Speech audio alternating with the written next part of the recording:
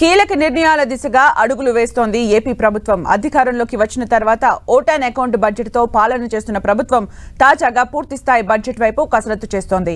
అందులో భాగంగా కీలక శాఖలతో సమీక్షలు నిర్వహిస్తోంది. వచ్చే నెలాఖరులో బడ్జెట్ ప్రవేశపెట్టాలని భావిస్తోంది. ఇదే సమయంలో ఎన్నిక వేళ ఇచ్చిన హామీ మేరకు సంక్షేమ పథకాల అమలు దిశగాను తాజాగా కూటమి నేతలు ఆలోచన చేస్తున్నారు.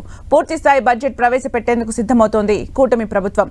ఇప్పటి వరకు ఓటాన్ అకౌంట్ బడ్జెట్ ను మాత్రమే ప్రవేశపెట్టిన ప్రభుత్వం ఇక పూర్తి స్థాయి బడ్జెట్ ను ప్రవేశపెట్టాలని యోచిస్తుంది. ఈ నెల 19 నుంచి 22వ తేదీ వరకు వివిధ శాఖలతో ఆర్థిక శాఖ సమావేశాలు జరపనుంది. ఈ నెల 31వ తేదీలోగా బడ్జెట్ అంచనాలను పంపాలని ఇప్పటికే అన్ని శాఖలను ఆర్థిక శాఖ కోరింది.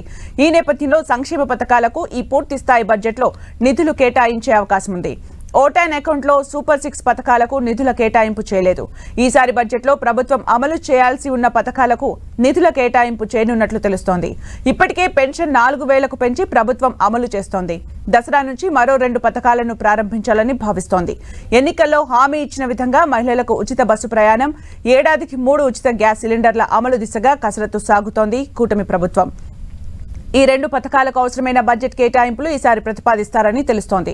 ఇక వచ్చే సంక్రాంతి వేళ అన్నదాత సుఖీభవ నిధులు రైతుల ఖాతాల్లో జమ చేయాలని ప్రభుత్వం ఆలోచన చేస్తున్నట్లు సమాచారం. తల్లికి వందనం, మహిళలకు 1500 జమ వంటి నిర్ణయాలు మాత్రం వచ్చే ఆర్థిక సంవత్సరం నుంచి అమలు చేసేలా ప్రభుత్వం కార్యాచరణ సిద్ధం చేస్తున్నట్లు తెలుస్తోంది.